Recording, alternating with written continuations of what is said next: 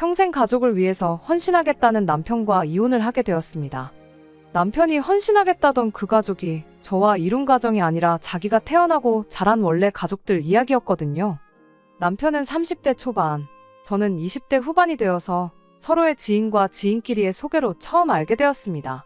두 사람 다 나이를 먹을 만큼 먹은 뒤에 만남을 시작했다 보니 결혼을 전제로 만나기 시작한 건 아니었지만 어느 정도 그 부분에 대해서 염두를 하고 있었죠. 남편은 감성적인 것보다는 현실적인 생각을 많이 하는 사람이었어요. 둘이서 영화를 같이 한 편 보더라도 저는 장면 괜찮았던 부분을 이야기하는 반면 남편은 왜 등장인물들이 거기서 그런 행동들을 했는지 도무지 이해가 가질 않는다고 할 정도로 같은 사물을 두고도 보는 시각이 다른 사람이었죠. 처음엔 서로 다른 그런 성격이 결혼을 하고 나면 분명히 시너지 효과가 날 것이라고 생각했습니다. 손해보는 것도 지독하게 싫어하는 그런 칼 같은 성격이 저한테는 없는 장점이라고 생각했어요. 연애하면서도 은연중에 서로의 결혼관 이야기를 나눌 때가 많았고 그렇게 서로 결혼 생각을 하고 있다는 걸 깨닫게 되었을 때쯤 남편이 저한테 제안을 하나 해왔어요. 원래는 남편이 회사 근처에 방을 하나 얻어서 자취를 하고 있었는데 자기는 방을 빼고 부모님 집으로 들어갈 생각이라면서 말이죠. 저희가 결혼을 할지 안 할지는 모르지만 당장 앞으로의 미래를 생각하면 돈 한 푼이라도 아끼는 게 맞는 것 같다며 조금이라도 생활비를 줄여보자는 이유였습니다. 그리고 저한테도 가능하다면 부모님 집으로 들어가서 거기서 살면서 돈을 조금이나마 더 모아보라는 똑같은 제안을 해왔어요. 당장 출퇴근 힘든 것만 견디면 돈 얼마를 아낄 수 있지 않겠냐면서 말이죠. 연애 기간이 그렇게 길었던 편이 아니다 보니 남편이 모르고 있던 사실이 하나 있었죠. 제가 사회생활을 일찍 시작했기도 하고 무엇보다 저희 부모님 댁이 대중교통으로는 출퇴근이 아예 불가능한 지역에 있었다 보니 일찍이 중소기업 근로자 전세대출을 받아서 비교적 저렴한 비용으로 독립해서 살고 있었거든요. 그 사실을 그제서야 말해줬더니 남편이 대뜸 신혼살림은 그럼 그 집에 차리면 되겠다고 말을 꺼냈었어요. 그 전까지는 지나가는 말로 결혼에 대한 이야기를 나누었다면 신혼집이 해결되었다는 생각이 드니 곧바로 결혼 이야기를 꺼낸 거였죠. 그때만 해도 참 현실적인, 실로 남편다운 행동이라고 좋게 받아들였었죠. 요즘 반반 결혼이 추세라지만 어차피 신혼집으로 사용하기로 했던 제 집도 따지고 보면 전세의 대출도 남아있었다 보니 서로 돈을 합치는 것보단 생활비는 각출하고 각자 모아놓은 돈이나 버리는 각자가 운용하기로 정했습니다. 결혼할 당시에 남편이 모아놓은 돈은 1억 조금 넘는 정도였고 제가 모아놓은 돈은 보증금에 이것저것 다 합치면 8천 정도 되었었어요. 사실 그 돈이면 새로 신혼집을 구해도 무방했지만 당장 제가 내고 있던 대출이자보다 더 좋은 조건은 없었거든요. 그럴 바에 돈을 더 모으자는 취지였고 저도 그 말에는 따로 이견이 없었습니다. 그리고 결혼식 비용은 각자 정확하게 절반씩 쓰기로 했어요. 돈을 모으자는 공통된 목표가 있었으니 허례허식도 생략하고 결혼식도 간소하게 올렸죠. 대신 신혼여행만큼은 14박 15일로 길게 유럽 여행 다녀왔네요. 결혼하면서도 양가에 지원받은 건 일체 없었습니다. 굳이 꼽자면 결혼 후에 시댁이나 친정 다녀올 때마다 조금씩 얻어오던 반찬 정도들 밖에 없었어요. 제가 살고 있는 빌라가 가격에 비해 평수도 15평으로 혼자 살기엔 더없이 넓은 편이었고 방도 나름 2개나 되었기에 신혼집으로 한다면 못할 것도 없는 집이었습니다. 다만 치명적인 단점이 하나 있었는데 집에서 제일 가까운 지하철역이 걸어서 거의 20분 정도 걸리는 곳에 있다는 점이었습니다. 저한테는 아무런 문제가 없던 게 집 근처에서 회사 근처까지 가는 버스가 있었다 보니 그걸로 출퇴근을 했었고요. 집 근처에 지하철역까지 가는 버스가 있긴 했지만 배차 간격 때문에 시간 맞추기도 애매하고 불편하기는 매한가지였어요. 특히나 남편한테 있어서는 매 출근길 퇴근길이 전쟁이었죠. 또 회사에서 멀기는 엄청 멀어서 남편이 힘들어하던 게 눈에 보였어요. 결혼 처음에야 가족의 미래를 위해서는 지금 힘든 것쯤 일도 아니라면서 괜찮다고 했지만 그렇게 출퇴근을 2년째 하고 있으니 남편이 아주 아침마다 저녁마다 힘들어 죽겠다며 힘들단 소리를 하기 시작했거든요. 출퇴근하는데 하루에 왕복 3시간을 길에서 버리는 게 아깝다는 말도 서슴지 않았고요. 그 시간에 대리를 뛰면 얼마를 버네 어쩌네 하는 걸 보니 이 집에 신혼살림 차리자고 했던 건 남편 본인이지만 신경을 안 쓰려고 해도 신경이 쓰일 수밖에 없었죠. 그러던 중에 서울 외곽 쪽에 급매로 나온 한 소형 아파트 매물을 발견하게 되었어요. 저희 부모님께서 노후 때문에 이것저것 투자처를 알아보시다가 발견하신 매물이었어요. 지은 지 20년도 훨씬 넘은 실평수 12평짜리 소형 아파트에 여전히 위치도 외곽이다 보니 남편 회사에서는 멀었지만 가장 가까운 지하철역이 걸어서 5분도 안 되는 거리에 있었습니다. 거기에 노선도 저랑 남편이 회사 출퇴근하는데 환승도 할 필요가 없는 노선이었다 보니 당연히 관심이 갈 수밖에 없었어요. 결혼하고 나서 여지껏 모은 돈이 얼마나 되나 다시 계산을 해봤더니 1억은 좋게 넘길 수 있겠더라고요. 그 와중에 저희 부모님께서도 이자 빼고 원금만 받을 테니 5천만 원을 빌려주시겠다고 하셨죠. 거기에 주변 시세 대비 훨씬 저렴하게 나왔던지라 그 집을 놓치면 정말 후회하겠다는 생각이 들었습니다. 제가 1억을 모았으니 남편도 못해도 1억 2천은 모았겠다 싶어서 남편한테 이 사실을 이야기했죠. 우리 돈 합치고 친정에서 5천 빌려오고 모자란 거 대출 한 1억 정도만 받으면 전세 말고 자가로 아파트를 하나 살 수 있다고요. 출퇴근도 더 편해지고 지은 지 25년이 되었다 하니 조만간 재개발 소식도 있지 않겠냐고 이야기를 꺼냈는데 남편 반응이 제 기대와는 정반대였습니다. 오히려 우리가 돈이 어딨냐며 코웃음을 치더라고요. 친정에서 빌려주기로 한 돈은 제일 나중에 갚고 대출 먼저 갚으면 우리 월급에 못해도 한 5년이면 다 갚을 수 있지 않겠냐고 했더니 남편이 한다는 소리가 자기는 모아놓은 돈이 하나도 없다는 이야기를 꺼내더군요. 결혼 전에 모아놓았던 돈은 어디 갔냐고 물었더니 그 돈으로 투자를 했다는 겁니다.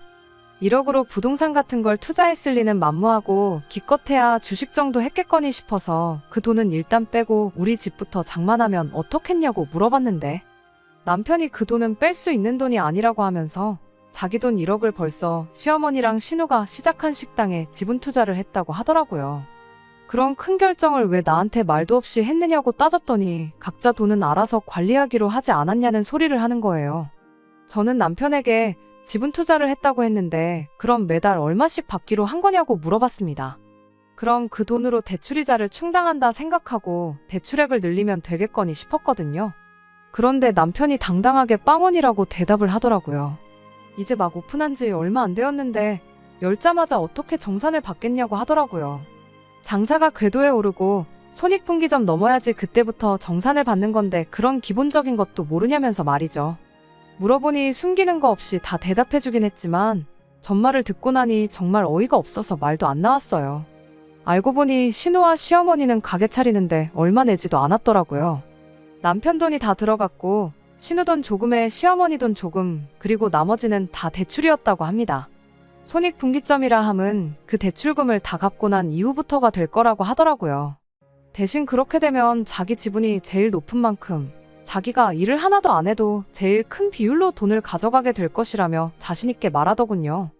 대충 달에 200 정도를 생각하고 있다나요? 각자 돈에 대해서는 서로 터치를 안 하기로 했지만 이렇게까지 상의 없이 돈을 써도 되나 싶더라고요. 만에 하나 그 돈이 묵여있는 동안 목돈 필요할 일 있으면 결국 저한테 손을 벌려야 할 수도 있는데 어느 정도 귀뜸은 해줘야 하는 거 아닌가 생각했습니다. 남편한테도 앞으로 그런 일 있으면 귀뜸은 해달라고 그리고 정산받기 시작하면 그때는 나한테도 통보를 해달라고 부탁했죠. 결국 그 금매로 나온 집은 다른 사람의 손에 들어가게 되었어요. 그 후로 며칠 동안은 이사가는 꿈도 꾸고 속이 쓰려서 잠도 제대로 못 자고 그랬습니다. 그렇게 1년이라는 시간이 지난 얼마 전이었습니다. 여전히 남편한테서는 정산을 받기 시작했다는 소식에 대해서 듣지 못했어요. 솔직히 짜증났지만 저보다는 남편이 더 스트레스를 받고 있겠거니 싶어서 그 부분에 대해서는 저도 최대한 말을 안 하고 있었습니다. 그러던 중 뜬금없이 시어머니한테서 연락이 왔어요. 결혼하고 나서 시댁과 그다지 큰 교류가 없었거든요. 명절 포함해서 1년에 대여섯 번 찾아뵙는 정도였고 시댁에서 반찬 얻어오는 것 포함해서 시댁과 관련된 일은 남편이 혼자 알아서 하고 있었기에 무슨 일로 연락을 다 하셨나 싶었어요. 전화를 받자마자 시어머니는 대충 형식적인 안부만 묻고는 다짜고짜 요즘 힘들어 죽겠다는 이야기를 꺼내왔어요. 시어머니가 가게를 차리고 나서 몇 달 지나지 않아 길 건너에 바로 똑같은 음식을 취급하는 식당이 생겼다고 합니다. 음식만만 보면 시어머니 가게가 월등히 좋다고 하는데 그쪽은 체인점이라 가게도 넓고 인테리어도 깔끔해서 그런가 그쪽으로 손님이 몰리고 있는 실정이라고 하더라고요. 저는 그때까지만 해도 남편 돈으로 가게를 차렸는데 정산을 못 해주고 있으니 미안해서 저한테 전화를 하셨구나 하고 생각했어요. 그래서 저도 힘내시라고 고생하시는 만큼 손님들도 알게 되지 않겠냐고 한마디 해드렸어요. 그런데 알고 보니 저한테 미안해서 전화를 한 것도 아니었고 그렇다고 제 응원 한마디 듣겠다고 전화했던 게 아니었습니다. 시어머니는 우리 아들 통해서 우리 가족들끼리 동업을 하고 있다는 사실은 이미 알고 있을 테니 길게 설명은 안 하겠다는 말을 꺼내더니 난데없이 저한테 저도 한 가족이니 동업을 할 수 있는 기회를 주겠다는 말을 꺼내는 겁니다. 그러면서 더도 말고 덜도 말고 딱 1억만 투자하라고 하더군요. 말했다시피 그 체인점을 이기려면 일단 당신 가게의 인테리어부터 여러모로 재투자를 해야 할 것 같다는 말을 꺼내더라고요. 마침 옆 상가가 공실이 나면서 가게 사이즈도 확장을 할 수 있게 되었다고 저한테 투자할 기회를 준다는 듯이 생색을 내면서 말을 하더라고요. 남편이 현실적인 성격이고 제가 감성적인 성격이긴 하지만 도무지 동의를 할 수가 없었습니다. 일단 음식 맛이 월등하다는 말부터가 손님들 입에서 나온 말이 아니라 시어머니가 당신 입으로 저한테 했던 말이었으니까요. 요즘 사람들 입맛이 얼마나 귀신 같은데 체인점만도 못하니까 먼저 가게 차려놓고도 손님들을 다 빼앗긴 거 아니겠어요? 가게 인테리어 조금 좋아지고 사이즈 넓어진다고 해서 빼앗긴 손님들을 돌릴 수 있을 리가 만무했죠. 물론 그 말을 입 밖으로 꺼내진 않았어요. 대신 당장 제가 어떻게 그런 목돈을 마련할 방법이 없다고 좋게 돌려 말해 거절을 했습니다. 그런데 시어머니 반응이 뭔가 알고 있다는 눈치였어요. 작년에 아파트를 산다느니 어쩐다니 하지 않았느냐는 말을 꺼내는 걸 보니 제 돈이 얼마나 있는지 남편이 대충 귀뜸을 해줬나 보더라고요. 그래서 제가 그 돈을 마련하려면 지금 살고 있는 집 전세를 빼야 한다는 말까지 해줬습니다. 그런데 남편이 생각보다 자세한 이야기를 시어머니한테 해줬나 보더라고요. 니네 집에서 5천만 원 무이자로 도와주기로 했다지 않았냐고 그 돈 받아다 가게에 투자를 하면 어떻겠냐고요. 그래서 그냥 솔직하게 이야기했습니다. 친정에서 그 돈을 빌려주기로 한 건 맞지만 그건 집을 살 때 이야기지 투자를 해야 한다 그러면 분명히 거절하실 거라고요. 그리고 제 돈하고 친정 부모님 돈은 그냥 아껴뒀다가 좋은 집 매물이 나오면 그때 필요하게 될 테니 드릴 수 없다고 딱 잘라 대답했습니다. 시어머니는 지금도 잘 살고 있으면서 왜 자꾸 집 욕심을 내냐고. 요즘 부동산 잘못 건드리면 쪽박 차는 거 시간 문제니 괜히 힘들게 모은 돈 날려먹을 생각하지 말고 당신한테 투자하라고 자꾸 우기는 겁니다. 그 체인점 손님만 뺏어온다면 장사 중인 그 동네가 유동인구가 어마무시해서 대박나는 건 시간 문제라고요. 1억 투자해서 집은 얻으면 남편이랑 똑같이 달마다 최소 200만 원은 가져가게 되는 건데 그러면 너 200 우리 아들 200 해서 매달 앉은 자리에서 400씩 버는 건데 투자를 안 할 이유가 없다고 하는 거죠. 세상 어디 가서 1억 가지고 달마다 그 돈을 벌어오겠냐고. 4년만 참으면 원금 회수하는 거고 그 다음 해부터는 돈방석에 앉게 되는 거 모르냐며 저보고 산수도 못하냐고 답답하다고 하는 겁니다. 어린 나이에 전세로 집도 구하고 똘똘한 며느리가 들어온 줄 알았더니 아주 산수도 못하는 헛똑똑이었다며 저를 바보 취급까지 하면서 말이죠. 말이 그렇지 아무리 집값이 하락하는 추세라고 해도 서울에 아파트 하나 가지고 있는 거랑 개업한 지 얼마나 됐다고 벌써부터 체인점에 손님 다 빼앗겨서 망하니 어쩐다니 하는 시어머니 식당이랑 비교하는 게 가당키나 한지 싶었습니다. 입 밖으로 그 말을 꺼내진 않았지만 저는 끝까지 투자할 생각은 없다고 제 뜻을 강하게 주장했어요. 시어머니도 고집이 보통은 아니라서 거기서 30분을 더 저를 설득하려고 별 말도 안 되는 소리들을 계속 늘어놓았죠. 설득이라기보단 막무가내로 돈 내놓으라는 소리나 마찬가지였고요. 저도 한번 고집 부리면 끝을 보는 성격이었다 보니 결국에 가선 시어머니도 포기를 하더군요. 전화 끊으면서 조만간 우리 가게 대박나서 아들이 정상금 받게 되면 그 돈으로 옷 한 벌은커녕 껌 한 통도 사 먹을 생각하지 말라며 으름장까지 놓으면서 말이죠. 이 사실을 남편하고도 이야기했는데 남편은 대수롭지 않게 그러냐고 싫으면 안 하는 거지 뭘 그렇게 신경 쓰냐며 걱정 말라고 한마디 하고 말더라고요. 어쨌든 결혼 후 시어머니와 생긴 첫 갈등이다 보니 저는 제 나름대로 심각했기에 말만 그렇게 하지 말고 어떻게 좀 해달라고 말했더니 남편이 알겠다고 대답을 했죠. 그래서 저도 그냥 남편이 알아서 해결하게 두도록 하고 신경을 아예 쓰지로 않게 했습니다. 그런데 남편이 가져온 해결 방법이 참 가관이었어요. 그렇게 시어머니한테 투자 강요 전화를 받은 지 2달 정도 지났나 그 뒤로는 시댁에서 연락 한 통 따로 없었기에 그냥 이렇게 일단락 되는구나 싶었습니다. 남편 회사까지 교통이 엉망이기도 하고 거리도 멀다 보니 항상 남편이 저보다 못해도 1시간 반은 일찍 일어나 준비를 했었거든요. 그런데 사건이 터진 그날은 웬일인지 제가 일어났는데 남편이 아직도 쿨쿨 자고 있더라고요. 알람을 못 들었나 싶어서 제가 허겁지겁 깨웠는데 남편이 잠에 취해서는 짐 들어오는 것 때문에 오늘 출근 안 하기로 했다고 대답을 하더라고요. 짐이 들어온다길래 뭐 회사에 새로운 장비라도 들어오는 건가 싶었습니다. 저도 출근 준비하고 나가야 했기에 쉰다는 사람 굳이 깨울 필요가 뭐가 있나 싶어서 자는 남편 그대로 두고 출근을 했죠. 궁금해서 일하는 중 남편한테 전화 몇 통 해봤는데 모처럼 평일에 쉬는 날이라고 깊게 잠이라도 든 건지 전화를 받지 않더군요. 모든 사건의 전말을 알게 된 건 힘든 하루 마치고 퇴근해 집에 돌아오고 나서였습니다. 문을 열고 들어가자마자 집안 꼴이 말로 표현 못할 만큼 개판이더라고요. 남편이 혼자 집안 대청소라고 하고 있는 건가 싶기엔 옷방으로 쓰고 있는 방 앞쪽에 제 옷들이 지멋대로 널브러져 있는 게 청소를 하고 있는 것 같지는 않았어요. 그 와중에 옷방에서 그건 이쪽에다 놓으라는 시어머니 목소리가 들려오더라고요. 후다닥 옷방 쪽으로 가보니 남편이 낑낑대면서 시댁에서 봤던 시어머니 서랍장을 들어서 옮기고 있었어요. 혼자서는 힘에 부쳤는지 바닥 장판이 곳곳에 찢어진 흔적도 있더라고요. 제가 이게 다 어떻게 된 거냐고 물었더니 남편은 보면 모르냐고 대답하고 시어머니는 이게 다 제가 자초한 일이지 않느냐고 이렇게 됐으니 앞으로는 셋이 잘 살아보자고 가당치도 않는 소리를 하는 겁니다. 그게 무슨 소리냐고 다시 따져 물으니 상황이 어떻게 빚을 더 질 수는 없는 상황이다 보니 살고 있는 집 전세금을 빼서 가게 확장을 했다더라고요. 오갈 곳이 없어진 시어머니를 남편이 모시고 저희 집으로 온 거였고요. 그제서야 아침에 남편이 짐 들어오는 날이라고 회사를 왜 쉬었는지 이유를 알겠더라고요. 남편은 또 한 번 저한테 아무런 상의도 없이 혼자서 결정을 내린 겁니다. 시어머니는 뻔뻔하게 남편에게 월세는 매달 30만 원 정도만 내면 되겠다고 넓다더니 방도 아주 비좁고 볼품없다고 하더라고요. 정작 집주인인 저한테는 아무 말도 안 하고 있고 그 와중에 남편은 30 정도면 충분하겠다고 여름이랑 겨울에 냉난방비로 10,000원씩만 더 내시라 뭐 이딴 소리를 하고 있는 거예요.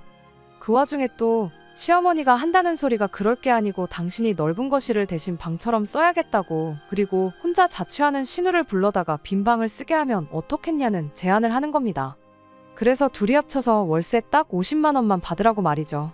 그 와중에 남편은 또 좋다고 낄낄대더군요.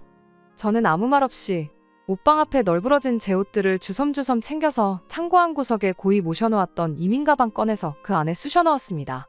처음 원룸 생활하다가 전세집으로 이사할 때 이사비 조금이나마 아껴보겠다고 중고로 15,000원 주고 구해놓은 이민 가방을 이런데 쓰게 될 줄은 몰랐죠. 그 외에도 가방에 빈틈이 없어서 더 안 들어갈 때까지 제 짐을 추려 넣었습니다. 남편이 뭐 하냐고 묻길래 정리는 미리미리 해놓아야 편하지 않겠냐고 대답을 해줬습니다. 남편은 저 말에 숨은 속뜻이 있었다는 걸 전혀 눈치 못 채고 제가 시어머니랑 같이 사는 걸 받아들이고 일 키우지 않게 숙이고 들어간 걸로 이해를 했나 보더군요. 방에 쫓아 들어와서 저한테 저라면 이해해줄 거라 믿고 있었다며 고맙다는 말을 해왔으니 말이죠. 잠들기 전에도 그래도 어머니한테 받기로 한 월세는 전부 저한테 주겠다는 소리까지 하더라고요. 그러면 저한테도 좋은 거 아니겠냐는 어이없는 소리를 하면서요. 그리고 어머니랑 동생 가게가 잘 되거든 정상금 나오면 뒤늦게라도 지분을 얻을 수 있게 이야기를 해주겠다는 겁니다. 어차피 대출이 있기 때문에 그걸 제 돈으로 갚고 그만큼 제 지분을 포함하면 되는 거라 아니겠냐면서요. 세상에 제가 월세로 받는 30만 원이 아쉬워서 혹은 앞으로 받을지 못 받을지도 모를 달 200만 원 때문에 이런 식으로 합가를 허락했다고 생각했던 걸까요? 정말 우습지도 않더군요. 그렇게 일주일을 더 지냈는데 시어머니가 엄청 흡족해하는 눈치더군요. 이럴 줄 알았으면 진작에 집부터 팔아버리고 이 집 들어와 사는 건데 하면서 며느리가 있으니 편해서 너무 좋다고 하더군요. 그도 그럴 게 오셔서 집안일 같은 거 도와주시기는커녕 일 때문에 바쁘다고 당신 빨래까지 저한테 시키시고 심지어 하루 종일 일하고 온 저한테 가게에서 손님들한테 서비스로 나갈 만두까지 빚으라고 시켰거든요. 제가 아무 계획도 없이 이 상황을 당하고만 있던 건 아니었어요. 적당한 날을 기다리고 있었는데 하늘이 도운 건지 못해도 한 달은 있어야겠다 싶었는데 일주일 만에 기회가 찾아왔습니다. 평소 때처럼 아침에 일어나니 남편은 평소처럼 일찍 일어나서 출근을 했더군요. 시어머니는 제가 일어나는 걸 보고는 아침밥부터 찾으시길래 군말 안 하고 즉석밥 하나 데워서 냉장고에 있는 거 대충 꺼내서 드렸어요. 앞으로 일어날 일을 생각하면 이 정도쯤은 해줘야 계획에 차질이 없겠다 싶었거든요. 시어머니가 식사하는 동안 저는 출근 준비를 하고 있었는데 그때 마침 딱 시어머니가 가게 일 때문에 일찍 신우랑 어디 좀 다녀와야 된다며 집을 비우셨죠. 시어머니가 장사 때문에 항상 저 출근할 때까지도 집에 계셔서 마땅한 타이밍을 못 잡았는데 정말 운 좋게 그날 바로 기회가 찾아온 거죠. 시어머니 나가는 거 확인하자마자 회사에 전화해 출근 좀 늦게 하겠다고 사정을 설명하고 곧바로 작업에 들어갔어요. 근처에서 대학교 다니고 있는 사촌동생한테 곧바로 전화해서 수고비로 100만 원 줄 테니까 힘 잘 쓰는 친구들 몇 명 데리고 저희 집으로 좀 오라고 했어요. 아침이었는데도 100만 원 준다고 했더니 정말 1시간도 안 돼서 힘 꽤나 쓸 것 같은 친구들 2명을 데리고 오더라고요. 용달차 하나 불러서 사촌동생 시켜서 제 집만 따로 빼놓고 시어머니랑 남편 짐은 거실 한가운데다가 좌르륵 다 빼놓았습니다. 남편이 사실상 못 많았다 보니 시어머니가 집 처분하고 들고 온 서랍장 같은 거 몇 개 빼고 나면 옷가지 말고는 짐이라고 부를 만한 것도 없었거든요. 제 짐은 셀프 보관 창고로 옮겨놨어요. 비용은 진작에 알아봤는데 생각보다 저렴해서 놀랐네요. 아무튼 일처리 끝난 거 확인하고 사촌동생한테 100만 원 쥐어주고 고생했다고 친구들이랑 밥 사 먹으라고 10만 원 더 줬어요. 그랬더니 앞으로 이런 일 있으면 자주 불러달라고 하더라고요. 이런 일이 또 있으면 안 되는 건데 동생이 아직 철이 없다 보니 그렇게 말했나 봐요. 그리고 저는 그 길로 바로 회사로 출근했죠. 출근하는데 발걸음이 그렇게 가벼웠던 적이 없는 것 같아요. 몇 시간쯤 지나서 시어머니가 신우랑 볼일 마치고 집에 돌아와서 집안 꼴을 확인이라도 한 건지 저한테 미친 듯이 전화가 걸려오기 시작했습니다. 몇 통 무시하다가 전화를 받았더니 시어머니가 다급한 목소리로 이게 다 무슨 일이냐며 호들갑을 떨길래 회사 일 때문에 바빠서 지금 통화하기 좀 그렇다고 한마디 말하고 전화 끊어버렸어요. 아니나 다를까 5분도 안 지나서는 이제 남편한테까지 전화가 걸려오더라고요. 회사 전화로도 걸려왔는데 직원한테 부탁해서 저는 외근 나가 있는 걸로 좀 해달라고 미리 부탁해놓은 덕분에 남편하고 통화는 쉽게 피할 수 있었어요. 퇴근하고 집에 오니 남편도 상황이었는지 일찍 퇴근했더라고요. 집안에서 망연자실하게 서 있는 두 사람 꼴을 보니 터져나오는 통쾌한 웃음을 참을 수가 없었습니다. 남편이 저한테 이게 다 뭐냐고 물어보기도 전에 시어머니가 저를 보자마자 육두문자를 쓰면서 저한테 뭐라 소리를 지르더라고요. 처음엔 집에 도둑이 들었는 줄 알고 놀랐는데 당신 짐하고 남편 것만 집에 남아있는 걸 보니 제 소행인 걸 대번에 알았다네요. 그 말 듣자마자 저도 도둑 맞지 않냐고 내 돈 1억 꽁으로 털어가려던 사람들이 어떻게 안 되니까 이젠 내 집에 들어와 살림까지 차렸는데 그게 도둑이 아니고 뭐라고 설명할 수 있겠냐고요. 그랬더니 시어머니가 지금 나를 도둑이라고 부른 거냐고 열을 내길래 사실 도둑보단 날강도가 더 어울리는 표현인 것 같다고 정정해줬네요. 시어머니야 열이 잔뜩 받아서 저러고 있지만 남편은 대충 돌아가는 상황을 짐작한 건지 저한테 왜 그러냐며 대화로 좋게 풀어보자고 하더라고요. 대화로 좋게 풀을 수 있는 일이었으면 신우랑 시어머니한테 전 재산 퍼다주고 내 집에 모시고 오기 전에 진작에 대화를 하지 그랬냐며 당신하고는 더 할 말 없으니 이혼 서류 준비되는 대로 사인이나 해달라고 딱 잘라 한마디 해줬습니다. 그리고 집도 빠른 시일 내로 부동산에 내놓을 테니 당신이랑 어머님 짐도 빠른 시일 내로 빼달라고 했어요. 그 와중에 시어머니가 저를 고소하겠다느니 어쩐다니 하길래 내 집에서 내 짐만 빠졌고 어머님하고 남편 짐은 여기 고스란히 다 있는데 저를 뭘로 고소하실 생각이냐고 물었죠. 오히려 소송은 협의이혼 안 해주면 제가 걸어야 하는 거 아니겠냐고 당장 아는 변호사 있으면 누가 유리한지 상담이나 한번 받아보라고 해줬네요. 남편이 그럼 당장 어머님이랑 자기는 어디 가서 지내냐고 지낼 곳 찾기 전까지는 이 집에서 살게 해달라고 하더라고요. 그래서 신우네 집에 가 있으면 되는 거 아니냐고 했어요. 신우까지 불러들여서 나한테 월세 꼴랑 50 주고 내 가족이서 15평 빌라에서 살 생각 아니었냐고 그럼 8평 원룸에서 사는 신우네서 다 같이 사는 것도 별 문제 없는 거 아니냐고요. 신우도 월세 50만 원 받으면 한 푼도 안 내도 되니까 좋아할 거라고 그 집 가서 가족들끼리 알콩달콩 잘 살라고 했네요. 그리고 저는 근처 호텔 빌려서 거기서 잤습니다. 남편도 시어머니도 방법이 없으니 일단 신우네로 간 것 같더라고요. 신우하고는 정말 결혼하고 개인적으로 연락 한번 해본 적도 없었는데 신우도 이게 무슨 상황이냐며 어머니는 자기가 모실 테니 오빠랑 잘 풀고 이혼만은 하지 말아달라는 연락이 오더라고요. 남편하고 결혼 생활하면서 그나마 이성적인 생각하는 법 하나는 제대로 배운 것 같네요. 괜히 여기서 마음 약해졌다간 모르긴 몰라도 평생 이런 비슷한 일로 시달리게 될 건 안 봐도 뻔하겠다는 생각이 들었어요.